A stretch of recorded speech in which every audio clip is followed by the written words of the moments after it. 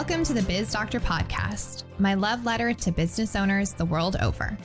I'm your host, Lauren Goldstein, award-winning business consultant and advisor fondly nicknamed the Biz Doctor by my clients. I help business owners who are burning the candle at both ends diagnose what is actually keeping them buried in the day-to-day busy work, and then formulate a treatment plan to adjust their business and team to fit them, so they can take a breath and a vacation and have more fun making a bigger impact than ever. So grab your favorite beverage and your earbuds, and let's dive into our latest episode.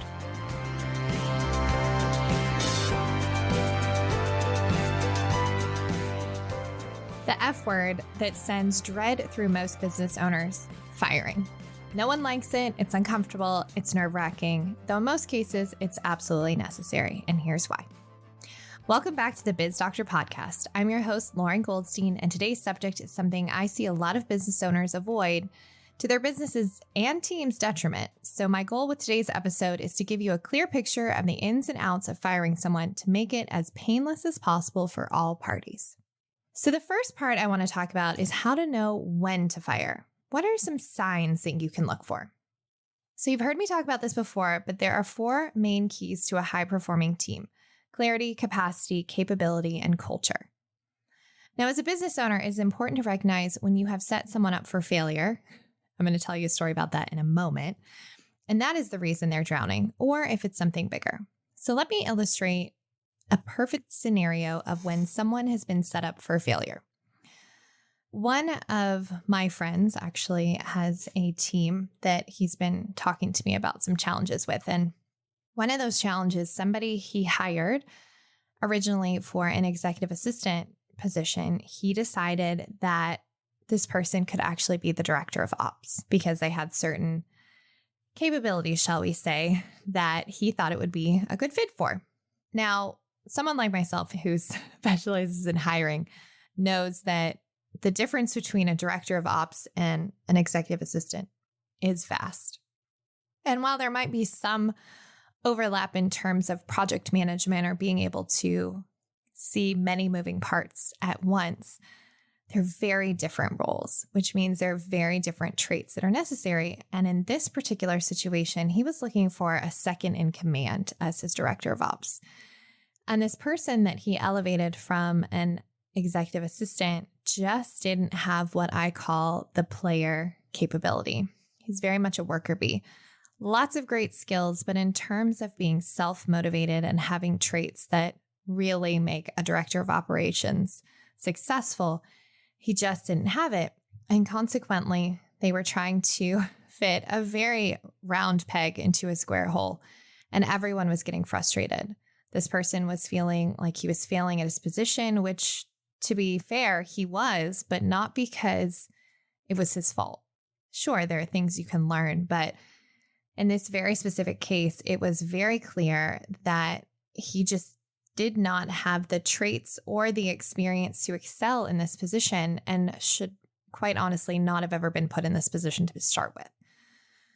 So that's why I want to start with that first question of, if you're looking to fire someone, asking yourself, did I give this person a fair shot? Or did I put them in a position that they were not suited for, or a role that they were not suited for to be successful in? And if the answer is, you gave them every possible tool, they were equipped to succeed in the role, they had the traits necessary to be successful in that role, and it just isn't working, then that's a different conversation. But if upon reflection, you realize that you threw them in the deep end to see if they would sink or swim and didn't properly set them up, then that's on you, my friend. And firing them in that situation is a little bit trickier, which I'll talk about in a little bit later. But the thing that I will say is, if you find that it was your fault as a leadership decision, then you get to have a very honest conversation with that employee, and if possible, move them back. But if unfortunately they've gotten to a resentful moment where they're just frustrated and burned out and resentful, then that's probably a conversation about them not being on the team anymore, which sucks, but that's how it goes. Okay, clarity. That's the next one that I really want to talk about. This is another reason why I see people fail, and another reason why it's so important to just come circling back to clarity. Are they clear on what they're held accountable to? Are they clear on how the role fits into the business? All these things are on the scorecard, but are they really understanding what their role is? I'll give you a great example of this. In one of my clients' companies right now that I'm fractional COO for, we're having a little bit of a challenge with his executive assistant. And of course, my first question is, are you setting her up for success, or are you properly communicating, or is there really a mismatch here? So I had a conversation. I said, well, did you walk her through her scorecard? Does she know what she's supposed to be doing? And he was like, oh, I completely forgot that, even though it was on his day one thing. And so that's a perfect example of she's struggling because she's not clear. Again, part of this episode is, yes, I want to give you some tips on how to effectively fire somebody, but I also want to give you some tips on how to know when you should fire somebody and when it's something that needs to actually be figured out from both parties. And then the second C is, are they capable? So this goes back to do they have the innate talents and traits to be successful in this role? Again, you've heard me say before, if you've listened to previous episodes, anyone can learn the tech, but they do have to have a specific personality or ways of being to be successful in the role. Because if they don't, we're in trouble. You can't just throw somebody in front of house that doesn't have a people personality, etc. But this next one is actually the one that I see takes down most employees, and it's capacity. And this one trips people up because they incorrectly assume that there's just too much on the person's plate, and that's why they're failing. But the reality here is it isn't too many things. It's too many unrelated things. So how a second ago I said, putting someone in the front of the house that maybe doesn't have that personality. A great example of this is if you have salespeople that, they're people, they're focused on relationships, they're very goal driven. If you try to put somebody that's super perfectionistic, detail oriented, likes to go slow, has a very low risk tolerance in a sales position, they're going to fail. Just the same as if you take that salesperson and you try and put them in a position that requires them to fill out data or spreadsheets or things like that, they're not going to excel. Why I see this causing a lot of friction in teams is because if people are doing things that are not in their, unique ability quadrants, they're not their superpowers, they're going to deprioritize them because they feel less confident that they can successfully do it. This is where I see managers and leaders getting mad at employees because things that they quote unquote prioritized are being dropped through the cracks. They're not being prioritized. Chances are, if you actually take a hard look at what's not being prioritized, it's because that person is not the right person to be doing those things. This is also why I did an episode in the first season about unicorns and how a jack of all trades is actually not somebody that you want in your business. You want people that have unique abilities that can succeed in them. And you as a leader need to also understand when you're setting someone up for success by giving them too many unrelated tasks.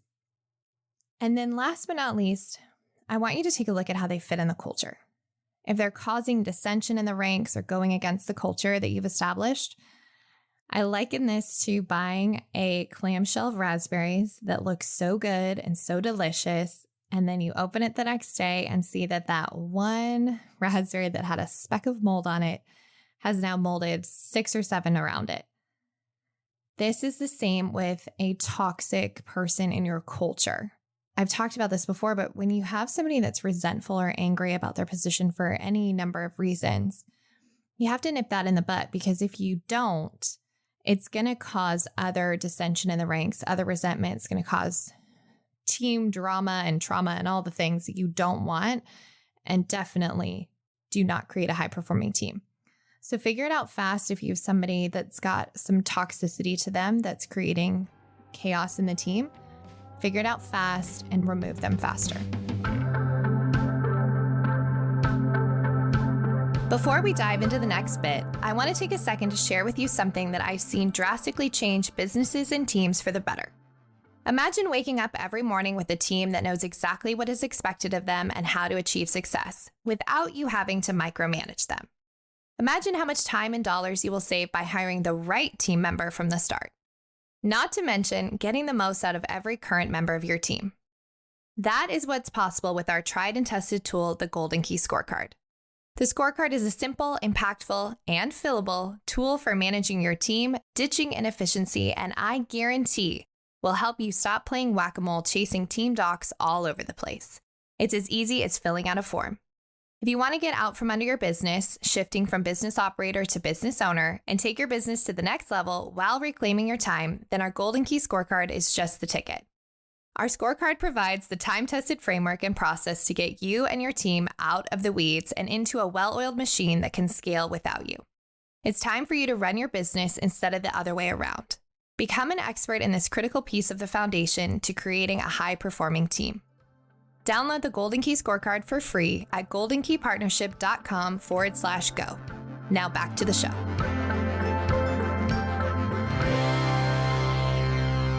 Now I want to talk about how to protect your business when you fire someone. This one's really a 1-2 step, and it's more of a logistical step. But the first thing, and of course this might seem obvious to you, but secure all their files. Personally, we use G Suite. So you want to make sure that you have access to anything they've touched. If they're buying assets for you in a business, you want to make sure that they're in your name, all the things. And then, of course, you want to make sure that if they have any company property, that you have a way to get that back, or they have brought that to the office. And then you also want to lock them out. You want to lock them out of any software they could use to gain business information, contact customers. And again, I'm not saying that people do this, but sometimes people do this, right? So you just want to make sure that they don't have any information that they can use for evil. So make sure that you have all of this locked down. Generally, this is done by someone in HR while you're meeting with them one-on-one to let them know that their time at your business is coming to a close. So like what this looked like for me when I had to fire a very dishonest developer is we brought him in the Zoom room. And during that time, while I was talking to him, trying to figure out what had actually happened and let him know that he was being let go, a member of my team turned off his Slack, turned off his Gmail, like we revoked all of his credentials. And this is also, a moment where I want to say, sometimes business owners, we like to cut corners and not pay for things because, it's $6 a month for every new employee on G Suite or something like that. But in the long run, that $6 could save you so much time and energy trying to secure documents after somebody's left. So I know some businesses in the beginning, you let part-time employees use their own emails and computers and stuff like that, which, to each his own. But when you're really growing a serious business, you want to make sure that you have all of that in your organization and can have full control of that. And then the other part of this and protecting your business, and honestly, the part I think is the most important, is having an ironclad employment contract that lays out termination, non-disparagement, etc. And it's vital that you have something like this for each employee from the get-go. If you need support around this, go back and listen to season 2, episode 6 with my attorney and expert in employment law, Jenny Young, who is a partner at Vilawood. That episode has a ton of great information. And I can tell you that having this upfront, it's like having house insurance. Like you hope you never have to use it. But when that storm of the century comes through and you need to use it, you'll be so glad that you actually had insurance and were paying on it. Now, how to actually fire someone with the least amount of collateral damage. My opinion is you should do it on a Wednesday or a Thursday. I know a lot of people have the habit of letting go of someone on a Friday. You can do that, but my recommendation is not to do it on a Friday because on Fridays, they have a lot of time to stew about it. They're sitting alone in their house and they don't have anybody to reach out to. Plus, it's a pain if you realize you need something after they've left or they need something from you to have to reach out on a weekend. And we also like to offer them, once they've been let go, that if they need anything from HR, they need to talk to somebody about it. We're still here because at the end of the day, firing someone sucks, but they're still human beings. We don't ever want them to have this bad, resentful feeling where they just got booted out. Like we want it to be as supportive and smooth transition as we can. So doing it earlier in the week and having that open door conversation is very helpful. Second, change management. I laugh because I've seen this play out in many different ways. But what I found to be most effective is handling the departure with your team proactively before the rumor mill starts to run. So directly after you let someone go, meet with their team, anyone that was directly impacted them, tell them why they left, obviously not too specific, don't violate any confidentiality, but then talk about how it's going to impact the team. Because the very worst thing you can do to your team is pretend that someone leaving isn't going to emotionally impact the team or create workload shifts, or heaven forbid that they're not going to notice. Even in teams of hundreds, people notice. And so if you try and just shove it under the rug, that's not going to be supportive. The more proactive you can be with supporting your team with the transition from the get-go, the better. Now, there's two schools of thought as if you should let them say goodbye to their team or not. Some think that they need to be immediately escorted out with no contact. Others let them say bye to their immediate team. Honestly, I see both sides, and I think it's determinant on a case-by-case basis. If it's a toxic employee that's creating turmoil, absolutely no contact, bye. Just get them out. But if it's somebody that's been a pivotal part of the team and, for one reason or another, their time there is over because of, let's say, not production or whatever it is, then let them say bye. If you know your team well enough, you'll know who are the flight risks and who are the safe ones. I also want to acknowledge that sometimes someone exiting a team is a relief to the team. And in these cases, what I like to do is have a post-mortem so that the leadership and the team can talk about where things went off the rails that made that person leaving a relief so that it doesn't happen again. Because what I found with a sigh of relief when you're like, oh, I'm so glad that Susie's gone, it wasn't always that way. So us as leaders and business owners, we get to really pay attention to where the tide turned. What happened to make Susie a great fit for the team, and she was performing and being effective and a team player to, not. Because if you can find the triggers or the patterns or what happened to make sure it doesn't happen again, that's going to serve your team and your business and yourself much more in the future. Firing is never easy, but hopefully these tips will help it be less painful for you and for them. And the very last thing I will say is it is not kind to anyone to let someone linger for too long when they should have been gone before. Because when you do, it sends a signal to the high performers that it doesn't matter if you screw up or whatnot, that people are going to stay and be tolerated, and mediocrity is something that you tolerate. And if you want to have a high-performing team, mediocrity cannot be tolerated. I know firing is never fun, but be kind. Make sure that you're just really thinking about it from their shoes and your team's shoes about how you want them to let them go. Lead with kindness and grace. Don't forget they're human too.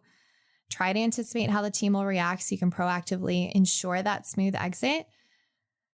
They say hire slow and fire fast for a reason. So really be cognizant of the people on your team that are languishing on the vine and really need to go, and just have the courage to end that suffering without too much time. That is it for this week's episode. Thank you so much for listening in. If anything I shared sparked something in you, I'd love for you to share this episode with your friends. Also, I'd love to hear from you, so let's connect. Tag or DM me on Instagram at It's Lauren Goldstein or LinkedIn or wherever you hang out on the interwebs. Also, don't forget to subscribe so you're the first to get notified when our next episode is live and ready for your ears. Thanks so much for listening. Until next time.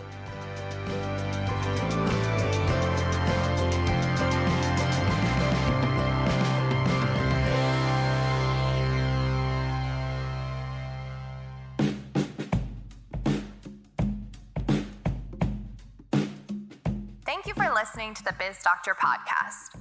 Now, I like to say that friends don't let friends WebMD your business. So if you're wondering what your next steps could be, here are some options for you. No matter what, head to the show notes or to my website, goldenkeypartnership.com, for some impactful resources to support you getting out from under your business. That's also where you'll find the links to learn more about our services and how we support business owners, just like you, who are ready to make the successful jump from business operator in the trenches to visionary business owner with more freedom and flexibility. All of that info is on our website, so pop on over to learn more or get in touch. goldenkeypartnership.com. Finally, if you love the Biz Doctor podcast, I'd be so grateful if you would share it with your friends and network and give us a 5-star rating or review wherever you listen to your podcast.